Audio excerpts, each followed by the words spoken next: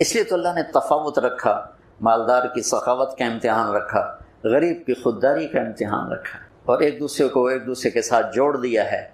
تو اللہ نے، میں نے ایک آیت پڑھی تھی، فَلَقْتَحَمَ الْعَقَبَةَ، یہ تعبیر پورے قرآن میں ایک جگہ ہے اور کہیں نہیں۔ نماز مشکل، روزہ مشکل، حج مشکل، جہاد مشکل، تبلیغ مشکل، تہجد مشکل، ذکر تلاوت، دین کے جتنے بھی احکام ہیں کچھ مشقت تو ہے نا، مشکل تو ہے۔ کسی کے لیے یہ تعبیر نہیں ہے جو میں ابھی بتانے لگا ہوں، جو خرچ کرنے کے لیے تعبیر آئی ہے۔ اقتحام، اقتحام ہوتا ہے سامنے کوئی کھائی آ گئی، گھاٹی آ گئی جی، تو اس لیے پل تو ہوندے کوئی نہ ہے نا، تو عرب شاہ سوار گھوڑے کو اٹھاتے تھے تو وہ چھلانگ لگاتا تھا اور پار جا کے وہ گرتا تھا۔ اس میں لمبی کھائی میں خطرہ بھی ہوتا تھا کہ نیچے گر جائے، عین ممکن ہے گر جائے، تو اس کے لیے لفظ اقتحام، ہیوی ویٹ لفظ استعمال ہوتا تھا۔ اور میرے بچوں نے گھوڑ سواری سیکھنا شروع کی گاؤں میں اپنے گھوڑوں پر، تو وہ ایک تو بڑا ماہر ہو گیا اور دوسرا جو تھا وہ بھی کچھ نہ کچھ تو ہو گیا، لیکن اتنا نہیں تھا جتنا وہ چھوٹا تھا۔ تو میں آ رہا تھا ڈیرے سے تو سامنے گھوڑے پہ آ رہا تھا، میں کہا مولانا صاحب تسی بھی گھوڑ سوار بن گئے ہو؟ کہ جی بن گیا۔ میں کہا ذرا کہ دوڑتا لاتے بھی کھاؤ، اور سامنے کھالا ٹپاؤنا ہے تسی گھوڑے نے، ایڈی ساری کھالی، میں کہا اے کھالا تسی ٹپایا تاں میں تمہیں گھوڑ سوار ماننا۔ انہوں نے کہا گل ہی کوئی۔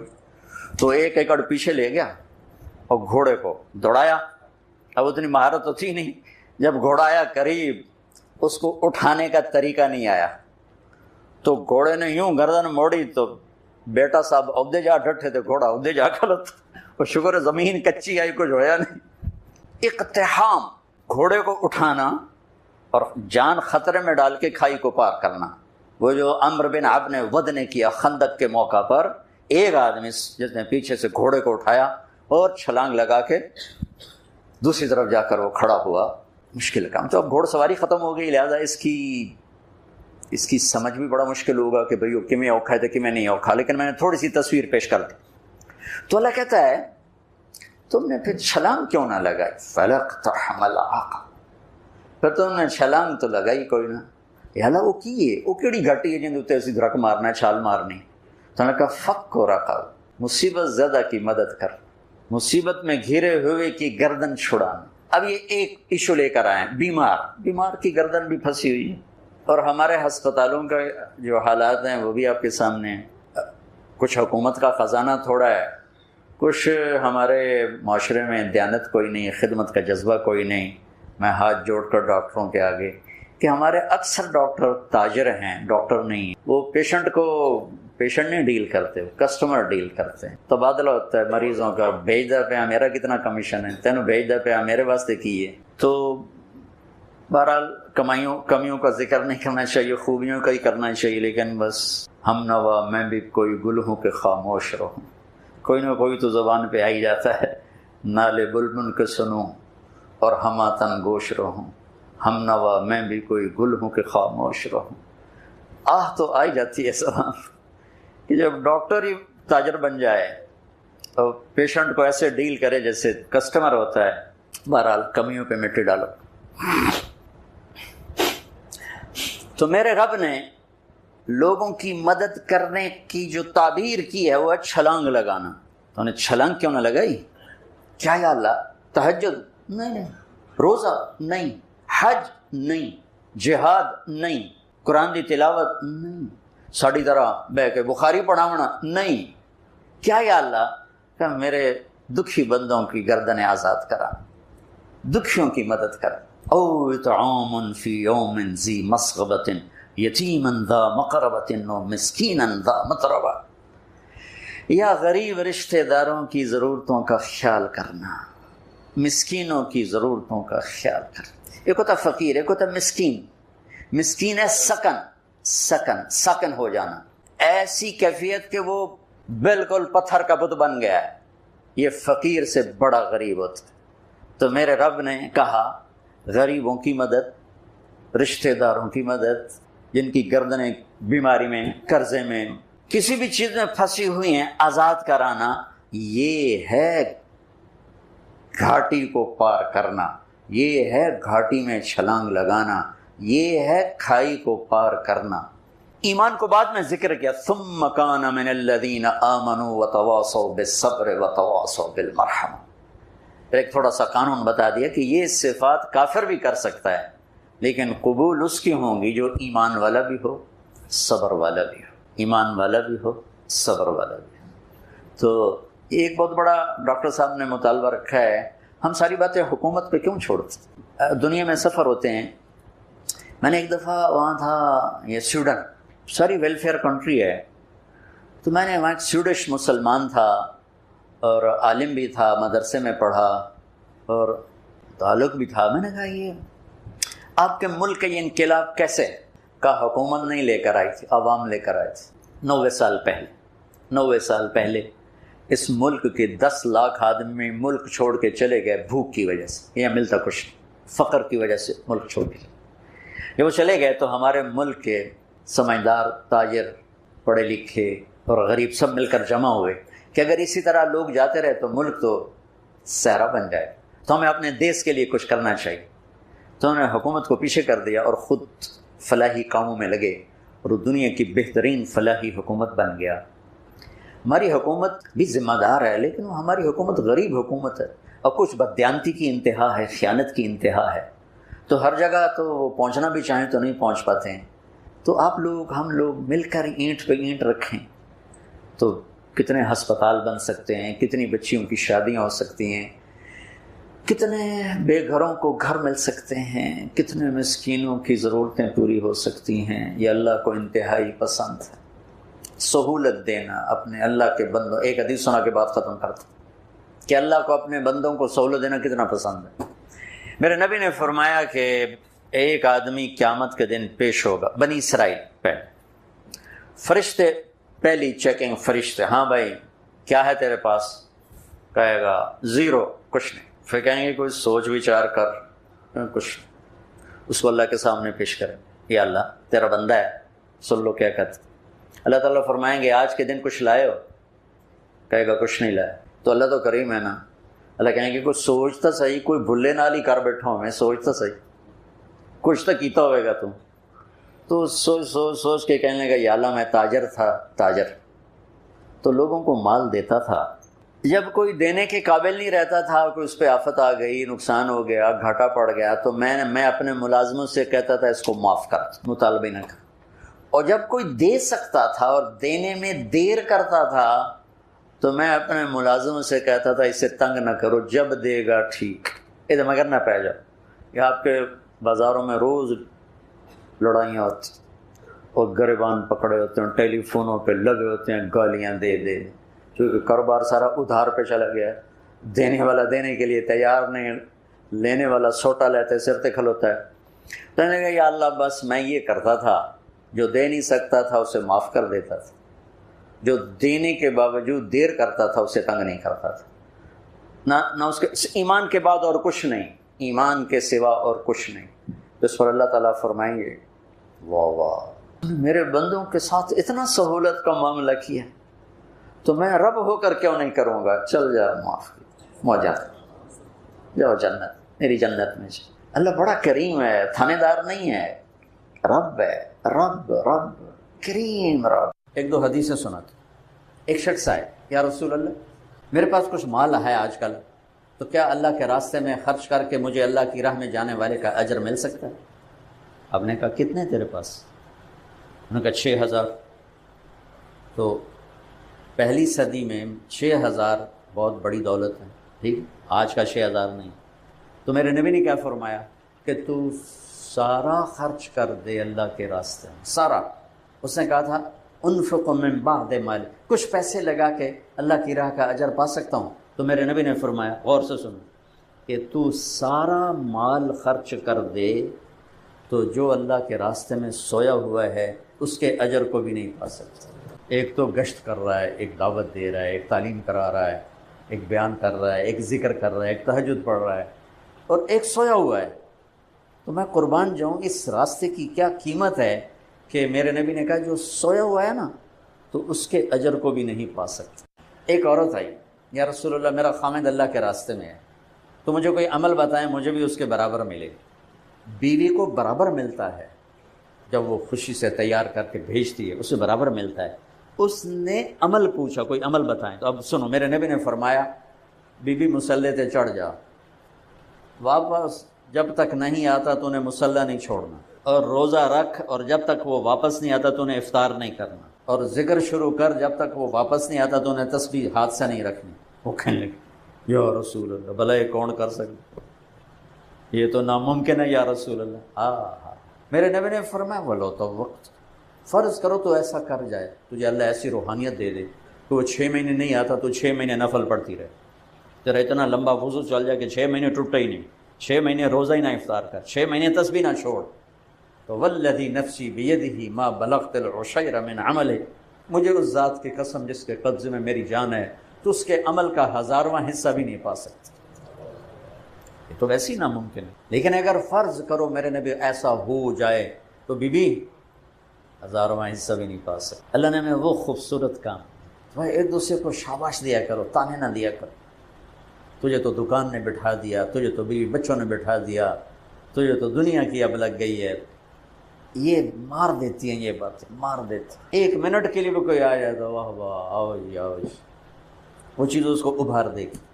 ایک اور حدیث یاد آ گئی، ایک غلام آزاد کرو تو جہنم سے آزادی ہے۔ میرے نبی نے فرمایا جو ایک غلام اللہ کے راستے میں آزاد کر دیتا ہے وہ جہنم سے آزاد ہو جاتا ہے، ٹھیک ہے۔ عبد الرحمن بن عوف رضی اللہ عنہ اپنے باغ میں تھے تو انہوں نے 30 غلام آزاد کیے اکٹھے، فجعل الرجل يتعجب من صنيعه، تو ایک آدمی نا حضرت عبد الرحمن کو یوں کر کے دیکھنے لگا، تو واہ واہ کمال ہو گئی، کٹھے 3 ایک امان دنے کٹھے 3، تو وہ ایسے دیکھ اور اس کے چہرے پہ تاثر آ رہا، تو حضرت عبد الرحمن نے دیکھ لیا، کہنے گے افلا ادلک بافضل مما صنعت، میں تمہیں اس سے بڑا عمل بتاؤں جو میں نے کیا، اس سے بڑا بتاؤں؟ تو آپ نے کہا بینما رجل یسیر علی دابتہ فی سبیل، ایک شخص اللہ کے راستے میں جا رہا ہے، وصوتہ معلق باصبع، اور گھوڑے کو چلانے کے لیے چابک اس کے ہاتھ میں ہے، تو اس کو ایسے ایسا ایسا مارتا ہے چلاتا ہے، یا اونٹ ہے یا گھوڑا ہے یا خچر ہے یا گدھا ہے، تو چلتے چلتے چلتے چلتے اس کو اونگ آ گئی، تو اونگ جو آئی ہاتھ ڈھیلا ہو گیا اور چابک گر پڑا، وہ سوٹی گر پڑی، فَلَرَوْعَتُهُ بِصَوْتِهِ أَفْضَلُ مِمَّا صَنَعَتْ، اللہ اکبر، فرمایا کہ وہ جب اس کے ہاتھ سے سوٹی گری نا تو ایسے ہوا، ہوتا نہیں ہمارے ہاتھ سے موبائل گر جائے اونگ آ جائے تو ہم ایسے ہو جاتے ہوتے ہیں نا، یہ باڈی ریئیکشن ہے، یہ کوئی عمل ہے، یہ باڈی ریئیکشن ہے، میں قربان جاؤں اس راستے کی قدر و قیمت پر۔ عبد الرحمن کہنے لگے اس کا یوں ہو جانا اللہ کے راستے میں میرے 30 غلام آزاد کرنے سے بڑا عمل ہے۔ تو آپ تو 24 گھنٹے کے لیے آئے بیٹھے ہو، کون اس کا حساب لگا سکتے؟ ہاں کیا خوبصورت اللہ نے ہمیں گئے گزرے صحابہ نے یہ سیکھ لیا تھا، اللہ سے پیار ہو گیا تو نبی کی صحبت تھی، تو وہ عجائب و غرائب تاریخ میں کا حصہ بنا گئے کہ نہ پہلے کبھی ایسا ہوا نہ بعد میں کبھی ایسا ہوگا، شاید مہدی کے زمانے میں ہو۔ مٹھی بھر کھڑے ہوئے بے پرواہ، 3000 کا لشکر ہے جنگ موتا میں، اور 1 لاکھ کا لشکر ہے روم کا۔ میں موتا گیا ہوں، سارا میدان دیکھا ہے، شہداء کی قبریں دیکھی ہیں، تو ابو ہریرہ پہ ایک رنگ آ رہا ہے ایک جا رہا ہے، ان کے قریب ثابت بن اکرم کھڑے ہیں، انصاری بدری، انہوں نے ایسے دیکھا، کہا ابا ہریرہ کأنک تری جموعا کثیرا، لگتا ہے بڑے بڑے لشکر دیکھ کے کچھ ہو رہا ہے؟ کہنے لگے ہاں ہو رہا ہے۔ ان کی پہلی جنگ تھی، کہنے لگے لم تشہد معنا بدرا، تو بدر میں ہمارے ساتھ نہیں تھا، انا لا ننصر بالکثرہ، ہم کثرت پہ فتح نہیں پاتے، اس کی مدد سے فتح پاتے ہیں۔ 3000 1 لاکھ کو جوڑ بنتا ہے۔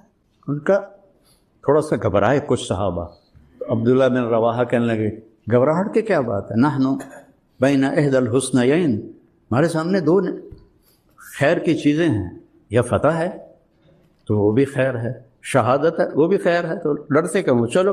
تو حضرت زید بن حارثہ نے جھنڈا اٹھایا اور آگے بڑھے، اور اللہ کے نبی کے سامنے موتا کا نقشہ کھل گیا، 700 کلومیٹر کا فاصلہ۔ اور آپ نے کہا زید نے جھنڈا اٹھایا، آگے بڑھا، قتال کیا، قتل ہوا، ودخل الجنہ، اور جنت میں داخل ہو گیا۔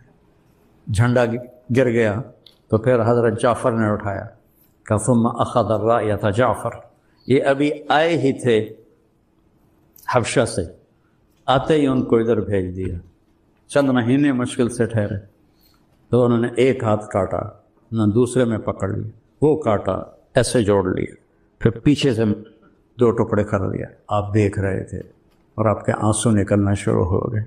اخذ رایۃ جعفر فتقدم وقاتل فقتل ودخل الجنہ واعطی جناحین فی الجنہ، اور جنت میں 2 پر اللہ نے اس کو عطا کیے ہیں بازوں کے کٹ جانے کی وجہ سے۔ عبداللہ بن رواحہ ایک طرف 3 دن ہو گئے تھے، کچھ کھایا نہیں تھا، تو بوٹی منہ میں ڈالی تھی کہ آواز لگی جعفر شہید ہو کے۔ یہ پہلے 2 تو فقیر آدمی تھے مہاجرین، عبداللہ مالدار تھے انصار میں سے، تو بوٹی اندر نہیں جانے دی، وہیں پھینک دی۔ قد تردد بعد التردد، ان کو کچھ تھوڑا دل دھڑکا، 4 بیویاں، 20 غلام، باغات کی لائنیں، تو اپنے آپ کو جھٹکا دیا۔ عبداللہ بیویوں کا شوق ہے 3 طلاق، غلاموں کا شوق ہے سب آزاد، باغات کا حرص ہے سب صدقہ، کدھر جائے گا آپ؟ اقسمت یا نفس لتنزلن کارہۃ او لتطاوعن ان اجلب الناس وشد الرن ما لی اراک تکرہین الجنہ قد تعلما قد کنت مطمئنہ هل انت نطفۃ فی شنہ، اور سلام لگائی، اور آپ نے فرمایا اخذ الرایۃ عبداللہ فقتل، پھر آپ خاموش ہو گئے۔ انصار مدینہ کہتے ہیں ہم پہ قیامت ٹوٹ پڑی کہ پہلے 2 کے ساتھ تو فوراً فرمایا دخل الجنہ، یہاں خاموشی کیوں ہے؟ پھر فرمایا ودخل الجنہ۔ تو انصار کہنے لگے یا رسول اللہ، عبداللہ کے بارے میں یہ تھوڑا وقفہ کیوں تھا؟ کہ تردد بعد التردد، اتنا حساس معاملہ ہے آخرت کا۔ پھر جھنڈا گر گیا، کسی نے اٹھایا نہیں، تو ثابت بن اکرم نے اٹھایا، انصاری، کہ یہ جھنڈا پکڑو۔ صحابہ کہنے لگے تو ہی زیادہ حقدار ہے، بدری ہے، گا میرے بس کا نہیں ہے، کسی اور کو پکڑاؤ۔ خالد بن ولید پہلی دفعہ شریک ہو رہے تھے اسلام لانے کے بعد، تو اس شور میں سے کسی نے کہا لہذا پتہ تو نہیں، کتابوں میں تو کوئی نہیں لکھا ہو، خالد کو دو۔ ایک دم سب بولے خالد کو دو، خالد کو دو۔ خالد کہنے لگے بابا میں نیا آدمی ہوں، پہلی میری جنگ ہے، مجھے نہ دو، کسی پرانے کو دو۔ کہا نہیں، اور اللہ کا نبی ایسے خاموش دیکھ رہے ہیں ایسے۔ پھر جب خالد مان گئے اور یوں تلوار کو لہرایا ایسے، تو میرے نبی نے کہا ثم صلی اللہ سیفا من سیوفہ، اب اللہ نے اپنی تلواروں میں سے ایک تلوار کو نکال لیا ہے۔ اس دن آپ کے ہاتھ سے 8 تلواریں ٹوٹی لڑتے لڑتے، اور رومیوں پہ روب چھا گئے۔ اور اگلے دن آپ نے کیا کیا کہ پیچھے پہاڑوں پہ آگ جلا دی رات کو۔ آگ جلنے کا مطلب تھا نیا لشکر آ گیا ہے، چونکہ اس سے پچھلی رات تو آگ کوئی نہیں تھی، تو وہ نشانی وہ سرد علاقہ ہے۔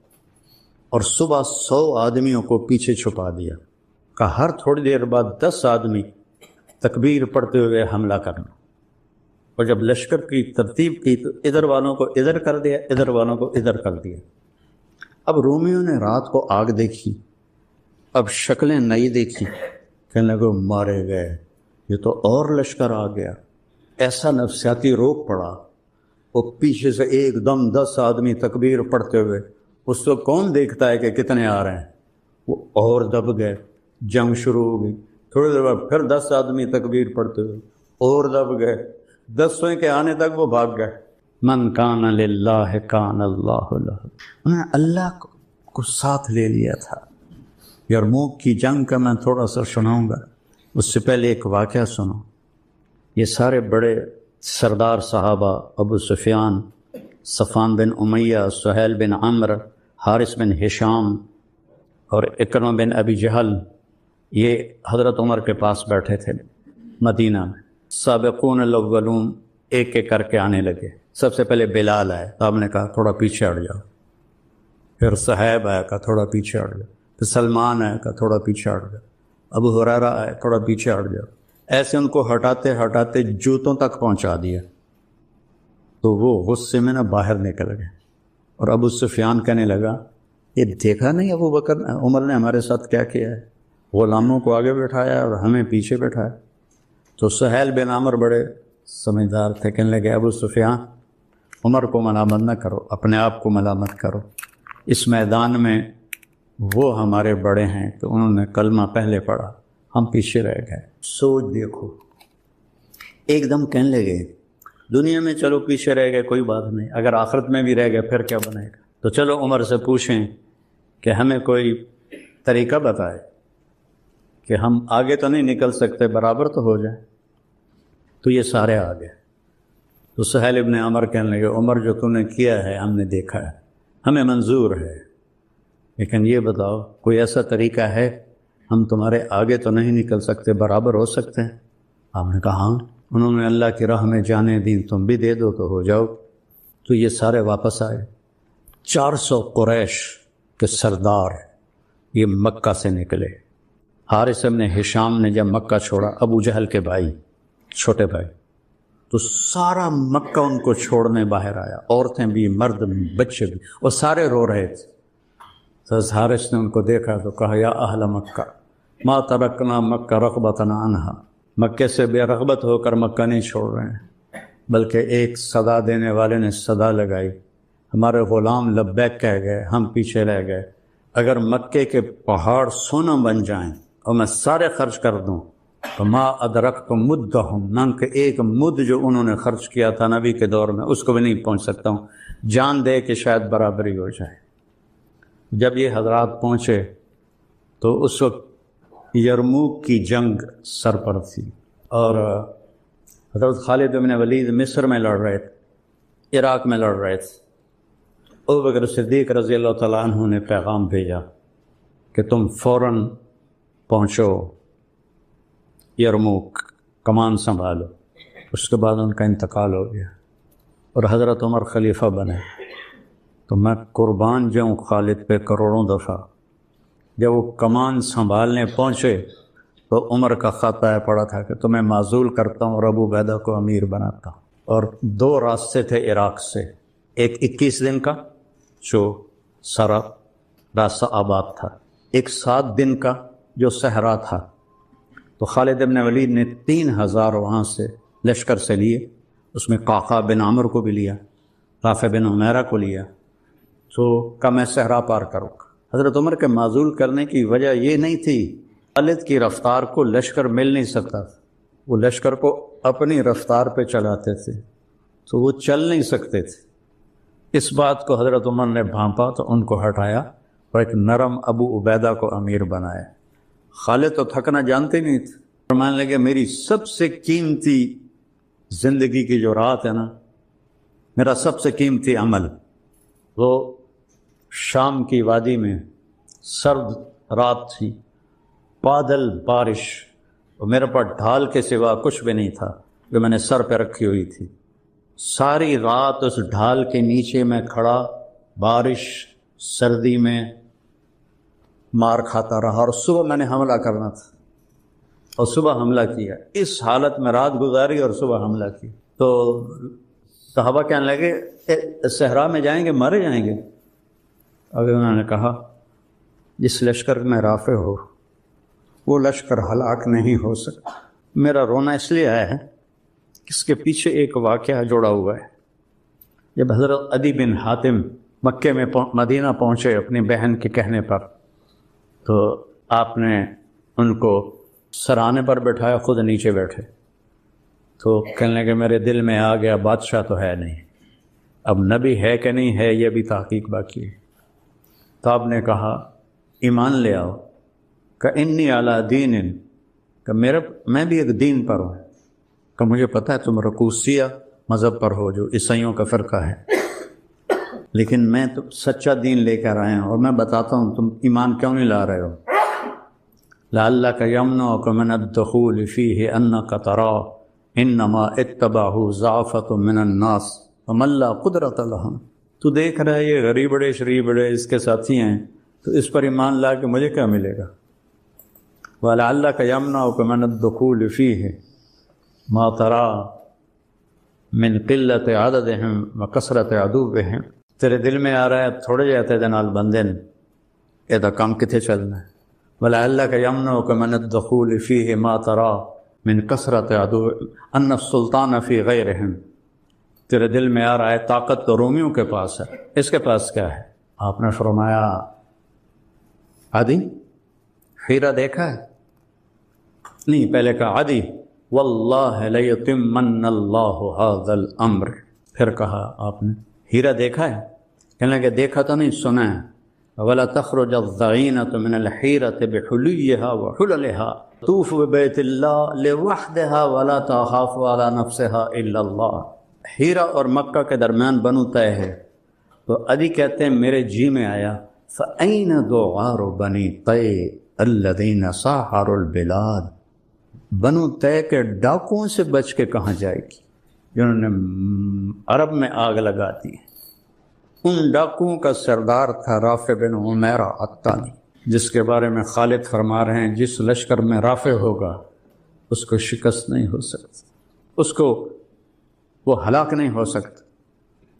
7 دن میں پار کیا، 3 دن پانی چلا، چوتھے دن ختم ہو گیا، 5ویں دن زبانیں باہر نکل آئیں، تو انہوں نے خالد سے کہا نہیں تھا کہ مروا دو گے، انہوں نے کہا ہو ہی نہیں سکتا، رافع بلاؤ رافع کو۔ رافع آ گئے، ان کی آنکھیں خراب تھیں، کہنے لگے پانی چاہیے، کہنے لگے مجھے بتاؤ کہاں کھڑے ہو، مجھے پورا محل وقوع بتاؤ۔ انہوں نے سارا بتایا، کہا کہیں دور نزدیک جھاڑیاں نظر آ رہی ہیں؟ کہنے لگے ہاں وہ اس طرف جھاڑیاں ہیں، کہا مجھے وہاں لے چلو۔ وہاں گئے، کہا یہاں کدال مارو، کدال ماری، چشمہ باہر آ گئے۔ ڈاکو فتح کی علامت بن گئے، زندگی کی علامت بن گئے۔ تو آگے تاریخ میں کبھی ایسا نہیں ہوا کہ لشکر کی کمان سنبھالنی اور زندگی موت کی جنگ ہو۔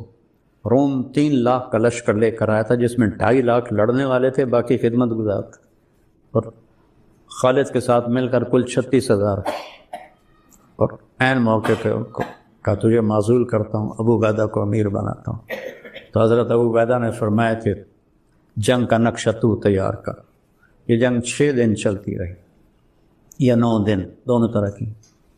تو آپ نے میمنہ جانتے ہیں سیدھے ہاتھ کا امیر بنایا عمرو بن عاص رضی اللہ تعالیٰ عنہ کو، جو بہت بڑے فاتح اور جنگجو تھے، اور میسرہ الٹے ہاتھ کا امیر بنایا یزید بن ابی سفیان کو، جو حضرت معاویہ کے بڑے بھائی ہیں اور بدری صحابی ہیں، اور درمیان میں رکھا حضرت ابو عبیدہ کو، اور ان کے پیچھے معاذ بن جبل رضی اللہ تعالیٰ عنہ اور زرار بن ازور رضی اللہ تعالیٰ عنہ، اور خود چند گھوڑ سواروں کے ساتھ پورے لشکر کے گرد چکر لگانے کا ذمہ انہوں نے اپنے لیا۔ 6واں دن تھا یا 9واں دن تھا، جب آخری دن، تو جنگ کا فیصلہ نہیں ہو رہا تھا اور دبتے دبتے پیچھے آ گئے صحابہ۔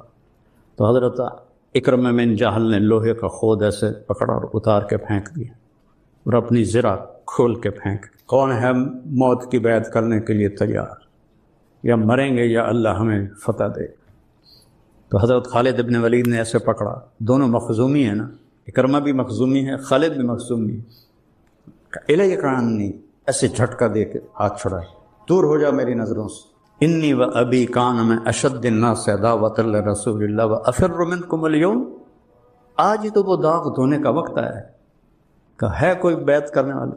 وہ 400 قریشیوں نے بیعت، سب نے اپنے زریں اتار دی اور ٹوپیاں اتار دی اور آستینیں چڑھا کے میدان میں اتر گئے، اور لڑتے لڑتے لڑتے لڑتے یہ آخری دن تھا، اللہ نے ان کی قربانی پر روم کو شکست سے فاش دے دی۔ رومیوں کا سردار تھا باہان، رومی تھا، ان کے جو سیدھے ہاتھ کا سردار تھا اس کا نام تھا ترخان، وہ آرمینیا کا تھا، اور جو الٹے ہاتھ پر تھا اس کا نام تھا جرجر، وہ جارجیا سے تھا۔ اور رومی لشکر میں عیسائی عرب، شامی، رومی، آرمینین، جارجین، یہ سارا لشکر شامل تھا۔ تو جب حضرت خالد بن ولید کی ایک تدبیر سے لشکر الٹا اور دریا میں گرے اور شکست ہو گئی اور وہ بہان مارا گیا، تو خالد دوڑ کے پیچھے آئے اکرمہ کو ڈھونڈتے ہوئے، تو دیکھا تو وہ آخری سانسوں میں تھے اور بیٹے کی جان نکل گئی تھی، تو انہوں نے بیٹے کو یہاں اپنی پنڈلی پہ ڈالا اور اکرمہ کو اپنی چولی میں ڈالا اور ان کے منہ میں پانی ڈالا۔ انہوں نے ایسے آنکھیں کھولی کہ کون؟ کہ خالد۔ ما فعل اللہ بالمسلمین، کیا ہوا مسلمانوں کا؟ کہ ابشر اقر اللہ عینک، اللہ تیری آنکھیں ٹھنڈی کرے، اللہ نے فتح دی۔ کہ اچھا، عمر کو کہنا جو تم نے کہا تھا وہ ہم نے کرتے، عمر کو کہنا جو تم نے کہا تھا وہ ہم نے کرتے۔ آنکھیں بند ہو گئی۔ عرب کی عادت ہے جب وہ غصے میں ہوتے ہیں تو ماں کے نام سے پکارتے، جب وہ خوشی میں ہوتے تو باپ کے نام سے پکارتے۔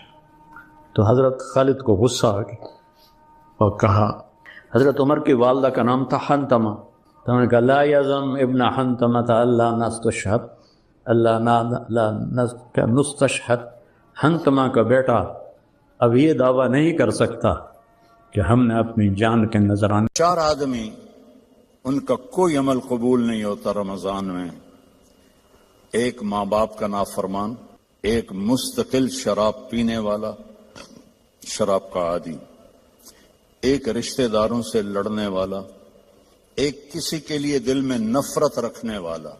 یہ 4 محروم ہو جائیں گے، باقی سب کی بخشش ہو جائے۔ شب قدر میں کوئی جاگ رہا ہے یا سو رہا ہے، سب کی بخشش اللہ کر دیتا ہے سوائے 4 کے۔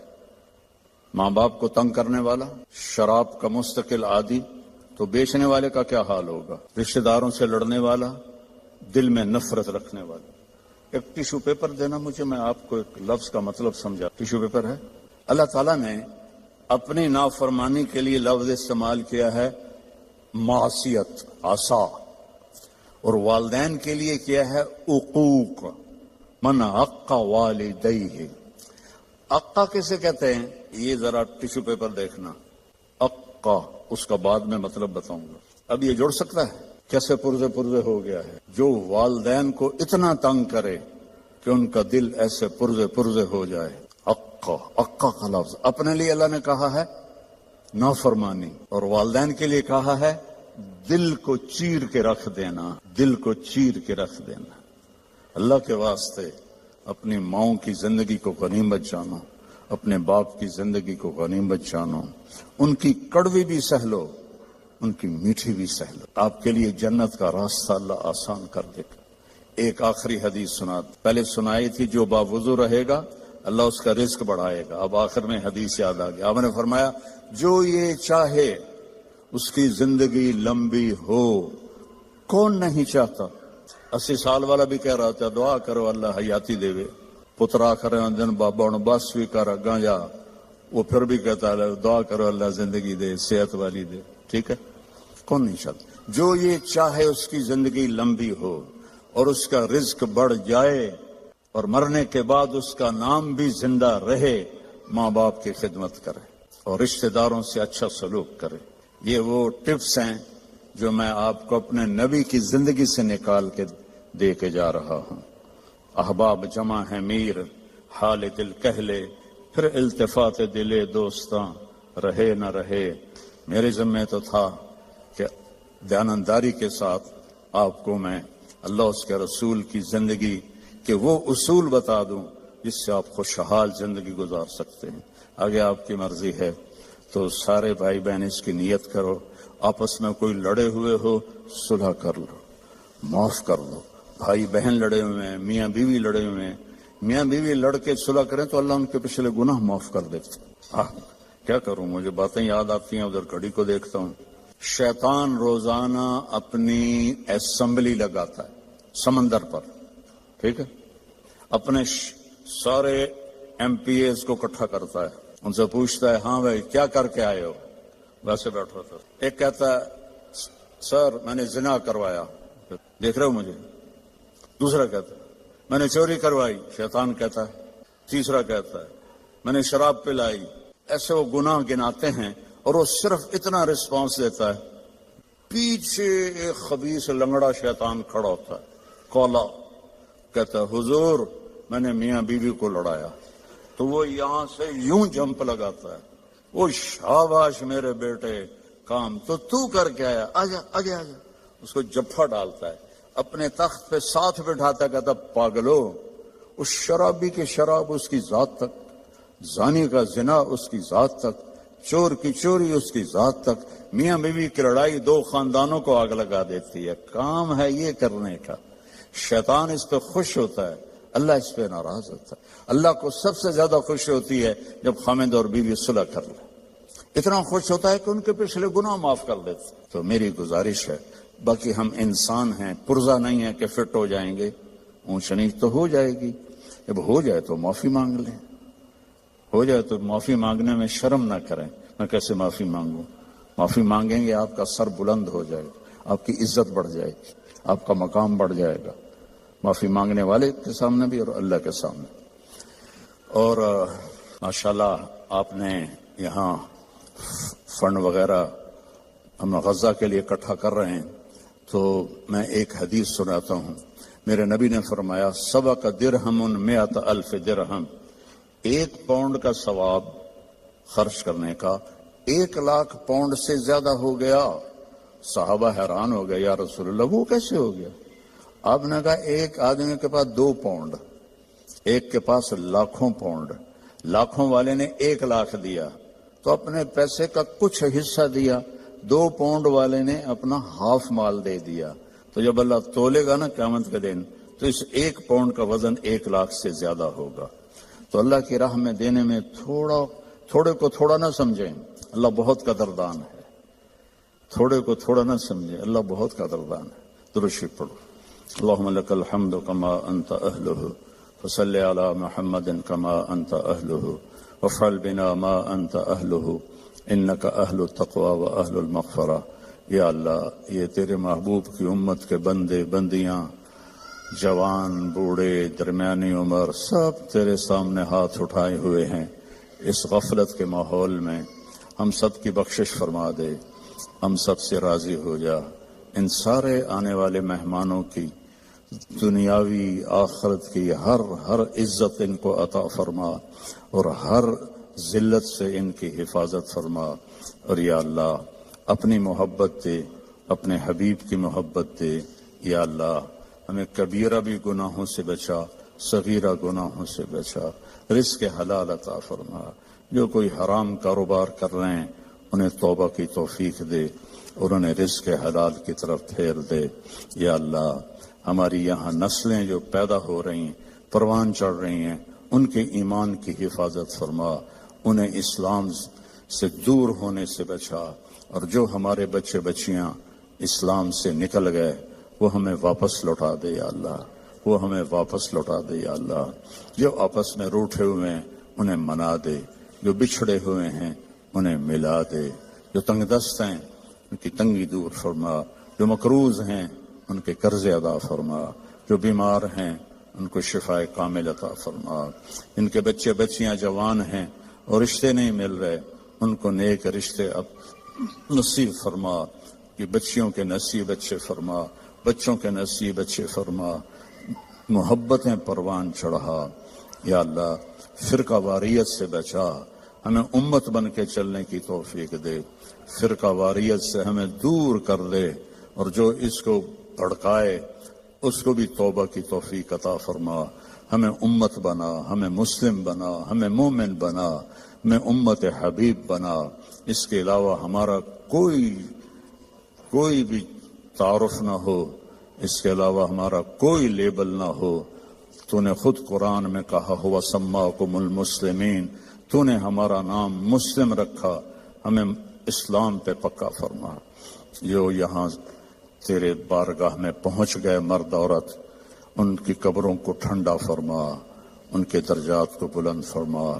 جب ہمارے جانے کا وقت آئے ایمان پہ خاتمہ نصیب فرما، ایمان پہ خاتمہ نصیب فرما۔ اس سارے مجمع میں مستورات مرد اپنے دلوں میں بہت کچھ تجھ سے مانگنے کے لیے آہیں بھرتے ہیں، تو سب کی سنتا ہے۔ ان کی آہوں کو قبول فرما اور ان کی مرادوں کو پورا فرما، ان کی مرادوں کو پورا فرما۔ اور یا اللہ ہماری سلام فاؤنڈیشن اور MTJ فاؤنڈیشن اس کی خدمت کو قبول فرما، اس میں برکت عطا فرما، اس میں کام کرنے والوں کو بابرکت بنا۔ یا اللہ تیری عزت کی قسم تیرے بندوں کی مدد کے لیے ہاتھ پھیلایا ہے، ہمیں اس میں دیانتداری نصیب فرما، ہمیں اس میں دیانتداری نصیب فرما، اور ان دکھی بندوں کی فریاد تک پہنچنے کی ہمیں توفیق عطا فرما، اور ان سب آنے والے بہن بھائیوں کو اپنے خزانوں سے بہترین جزائے خیر عطا فرما، اور جنہوں نے یہ سارا پروگرام ارینج کیا ان کو بھی یا اللہ اپنے خزانوں سے عزتیں کامیابیاں نصیب فرما۔ صلی اللہ تعالی نبی الکریم۔ السلام علیکم ورحمۃ اللہ وبرکاتہ۔ بسم اللہ الرحمن الرحیم، والصلاة والسلام علی رسولہ الکریم وعلی آلہ واصحابہ اجمعین، اما بعد۔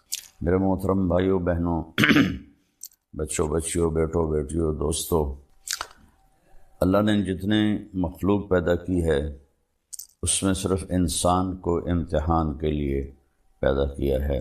خلق الموت والحیات لیبلوکم ایکم احسن عملا۔ ہم نے زندگی اور موت کا نظام چلایا تھا کہ دیکھیں کہ تم میں سب سے اچھا عمل کون کر کے اللہ کے پاس آتا ہے۔ انا جعلنا ما علی الارض زینۃ لہا لنبلوہم ایہم احسن عملا۔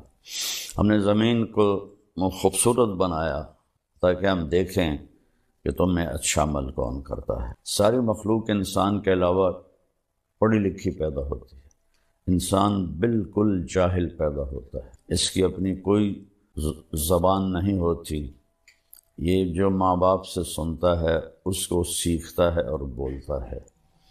پرندے ان کے نہ ماں مر جائے باپ مر جائے انڈے سے نکلے گا، وہ اپنی زبان بولے گا۔ تو اللہ نے انسان کو امتحان میں ڈالا اور اس کو فہدیناہ النجدین، زندگی کے دو راستے سکھائے۔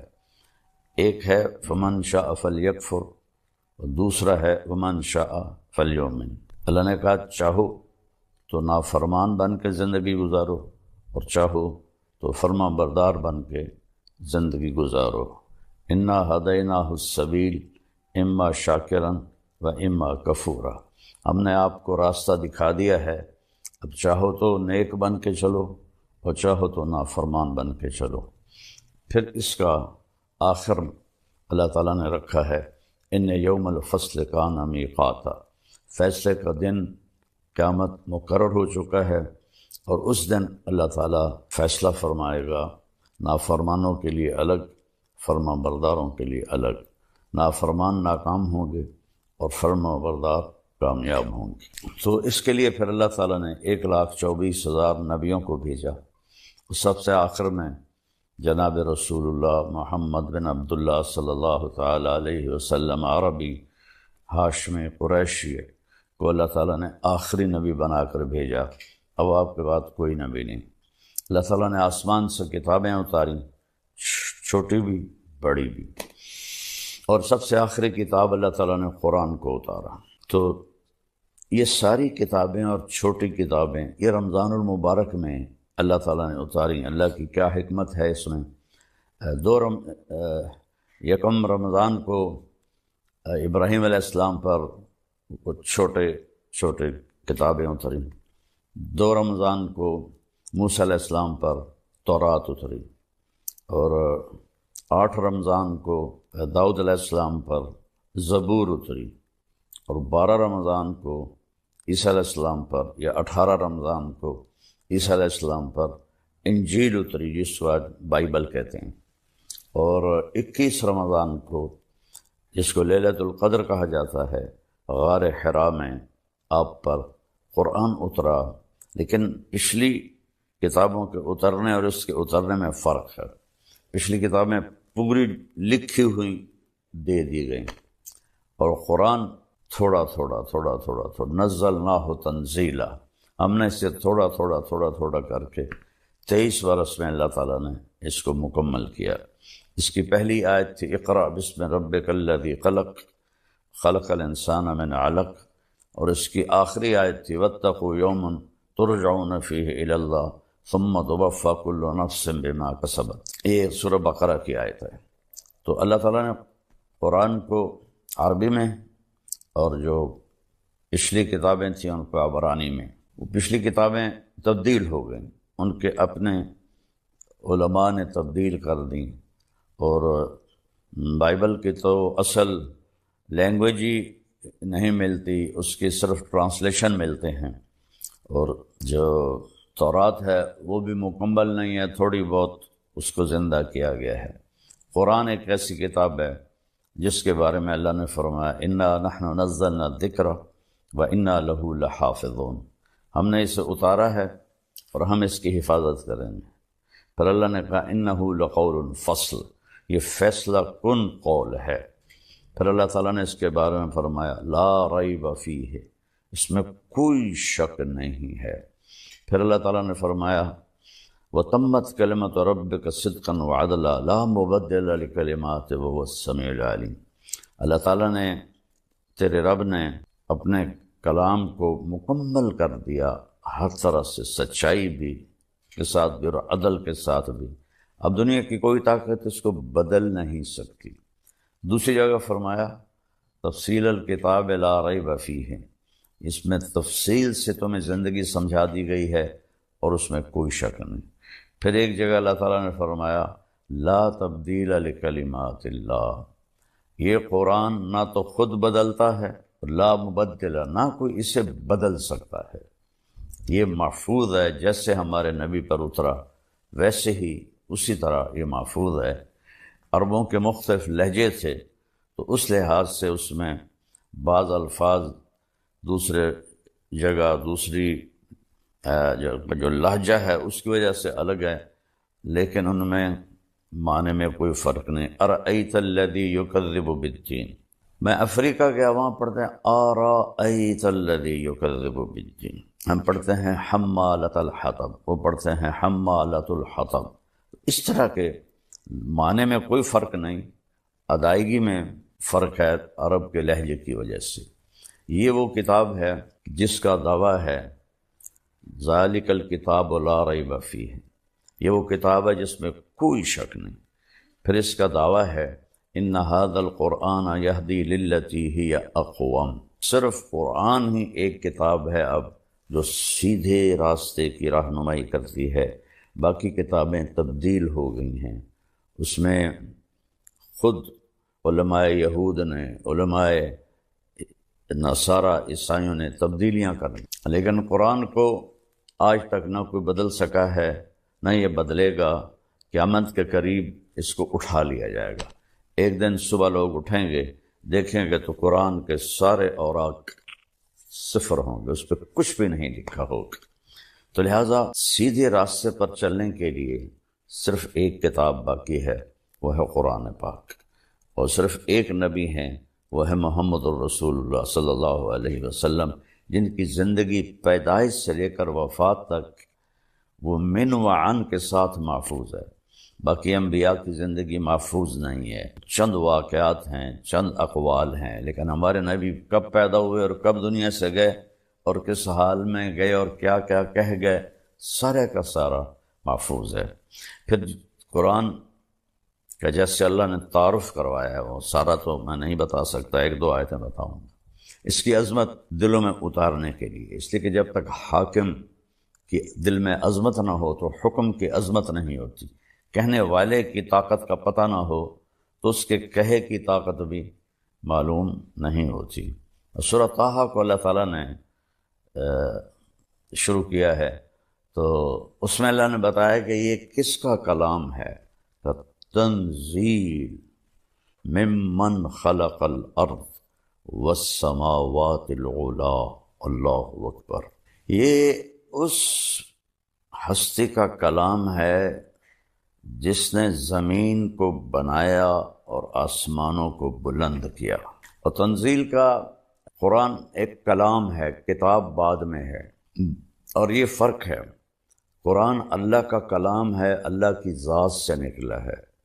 باقی تین کتابیں لکھوائی گئیں، تورات، زبور، انجیل، بائبل لکھوائی گئی، وہ تبدیل ہو گئی۔ قرآن اللہ کی ذات سے نکلا ہوا کلام ہے، اللہ نے خود اسے بولا ہے، اس کو آج تک کوئی بدل نہیں سکا، نہ یہ بدلے گا۔ تو تنزیل، ایک تو میں کہوں کہ وہ آ رہا ہے، میں اب لہجہ بدل کے کہتا ہوں وہ آ رہے ہیں، تو آپ کو معلوم ہوگا کہ کوئی بڑی شخصیت آ رہے ہیں۔ چہرے سے بھی ہوتا، میں کہتا ہوں آ گیا، مطلب ایک معمولی آدمی آ گئے، کوئی بہت بڑا آدمی ہے۔ تو اگر تنزیل، وہ آ رہا ہے، وہ اتارا جا رہا ہے، کس کی طرف سے؟ ممن خلق الارض، جس نے زمین کو پیدا کیا، والسماوات العلا، بلند آسمانوں کو پیدا کیا۔ آج تک قرآن کے بغیر، آسمانی علم کے بغیر کوئی یہ سمجھ نہیں پایا کہ اس کائنات کو کس نے پیدا کیا، کیسے پیدا کیا۔ لہذا ایک طبقہ بہت بڑا ہے ایتھیسٹ، جو کہتے ہیں یہ خود بخود پیدا ہو گیا ہے، یعنی اس سے احمقانہ اور بے وقوفی کی کوئی بات ہی کوئی نہیں ہے کہ یہ سارا کچھ خود بخود پیدا ہو گیا ہے اور یہ کبھی نہیں ختم ہوگا، یہ ایسے ہی چلتا رہے گا۔ خیر وہ تو دوسری بات ہے۔ تو اللہ نے تعارف اس طرح کرا ہے کہ پہلے حاکم کا، جس نے کلام اتارا ہے، پہلے اس کی عظمت اللہ نے بٹھائی، ممن خلق الارض والسماوات العلا، زمین کا بنانے والا، بلند آسمانوں کا بنانے والا کون ہے؟ تو اللہ نے ابھی اپنا ذاتی نام نہیں بتایا، تعریف صفتیں بتائیں، نام پیچھے جا رہا ہے، تو اندر انسان کے شوق بڑھتا جا رہا ہے کون؟ تو آتا ہے الرحمن، یہ رحمان ہے جس نے اتارا۔ اللہ کی سب سے اعلیٰ صفت ہے وحدانیت کے بعد الرحمن، کہ یہ رحمان نے اتارا ہے۔ رحمان وہ ہوتا ہے جو حد درجے رحم کرنے والا ہو، تو جو وہ یہ کلام بھیج رہا ہے یہ سخت، یہ شدت والا نہیں، رحمت والا ہے۔ کون ہے بھائی وہ الرحمن؟ پھر بھی نام نہیں بتایا، علی العرش استویٰ، عرشوں پر اس نے استوا کیا ہے۔ کون ہے جس نے عرشوں پر استوا کیا ہے؟ تو پھر نام نہیں بتایا، آگے اپنی حکومت بتائی، لہو ما فی السماوات، آسمانوں میں جو کچھ ہے وہ اللہ کا، وما فی الارض، زمین میں جو کچھ ہے وہ اللہ کا، وما بینہما، اس کے درمیان جو کچھ ہے اللہ کا، وما تحت الثری، زمین کی تہ میں جو کچھ ہے اللہ کا، للہ المشرق والمغرب فأینما تولوا فثم وجہ اللہ، مشرق بھی اللہ کا، مغرب بھی اللہ کا، جدھر دیکھو گے اللہ کی قدرت کے نظارے تمہیں نظر آئیں گے۔ تو پھر سوال کون ہے بھائی؟ پتہ تو بتاؤ ہے کون؟ تو پھر صفت آئی، وَإِن تَجْهَرْ بِالْقَوْلِ فَإِنَّهُ يَعْلَمُ السِّرَّ وَأَخْفَى، اور وہ ہے کہ تم زور سے بولو جیسے میں بول رہا ہوں، یا تم دل میں بولو، دل میں، جیسے آپ دیکھیں میں نے ہونٹ بند کر لیے، میں کچھ بولا ہوں، اسے میرے کانوں نے نہیں سنا، فیل کیا ہے، محسوس کیا ہے۔ تو اللہ کہتا ہے کہ اگر تم وہ ہو کہ ساری کائنات کے انسان، مرد، عورت، جنات زور سے بولو یا دل میں بولو، وہ تمہارے اونچی بولنے کو بھی سنتا ہے، اور تمہارے دل میں جو خیال اٹھ رہے ہیں ان کو بھی سنتا ہے۔ یہ اپنی ہیبت بٹھائی، چونکہ کہنے والے کو آپ نہیں جانتے، اس کے کہے کو بھی نہیں جانیں گے۔ آج قرآن پہ عمل کیوں نہیں ہے؟ کیوں؟ اللہ کو لوگ جانتے ہی نہیں، اللہ کا سیدھا نام بھی لینا نہیں آتا، خدا کہتے رہتے ہیں، خدا کہتے رہتے ہیں۔ اب آیا اللہ کا نام، اب میں پیچھے سے پڑھتا ہوں، تنزیل ممن خلق الارض والسماوات العلا الرحمن علی العرش استوى له ما في السماوات وما في الارض وما بينهما وما تحت الثرى وان تجهر بالقول فانه يعلم السر واخفى۔ اتنی لمبی اپنی ہیبت، قدرت، طاقت بیان کی، اور انسانی شوق بڑھ گیا، یار بتاؤ تو صحیح ہے کون؟ تب آیا اللہ، اللہ نے اپنا اب نام لیا، اللہ، یہ اتارنے والا، زمین بچھانے والا، آسمان اٹھانے والا، اور رحمان انتہائی مہربان، عرش پہ استوا کرنے والا، زمین آسمان کا اوپر نیچے دائیں بائیں آگے پیچھے مشرق مغرب شمال جنوب کا مالک، اور سب کی سننے والا، چاہے زور سے بولیں یا دل میں. کون ہے بھائی؟ اب تو بتاؤ، دل دھڑک رہا ہے. کہتے ہیں وہ اللہ ہے. اللہ. اللہ کیسا ہے؟ لا الہ الا ہو. اس کے سوا کوئی عبادت کے قابل نہیں، اس کے سوا کوئی مدد کے قابل نہیں، اس کے سوا کوئی دینے والا نہیں، اس کے سوا کوئی مارنے والا نہیں، اس کے سوا کوئی زندگی دینے والا نہیں. تو کیسا ہے وہ؟ لا الہ الا ہو. وہ ایک اکیلا ہے، اس کا کوئی شریک نہیں، اس کے کوئی مد مقابل نہیں. الملک لا شریک لہ، الفرد لا ند لہ. تنہا ہے، اس کی مثل کوئی نہیں. العلج لا سمیع لہ، بلند ہے، اس کا ہمسر کوئی نہیں. الاول بلا بدایہ، اس کی وہ سب سے پہلے ہے، اس کی ابتدا کوئی نہیں. والآخر بلا نہایہ، وہ سب سے آخر ہے، اس کی انتہا کوئی نہیں.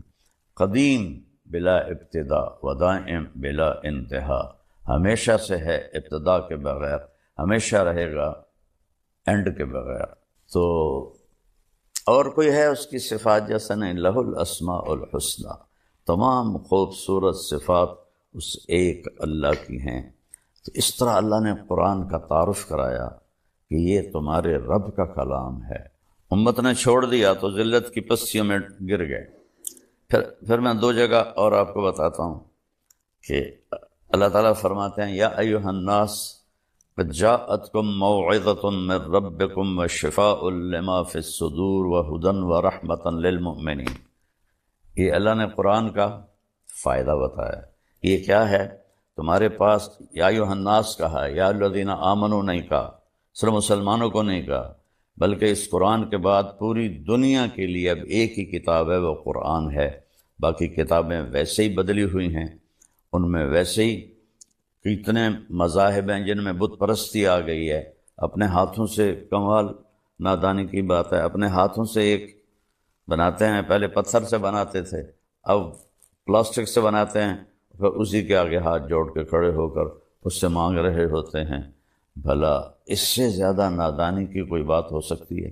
ہاتھوں سے بنی ہوئی چیز کی پوجا شروع کر دینا.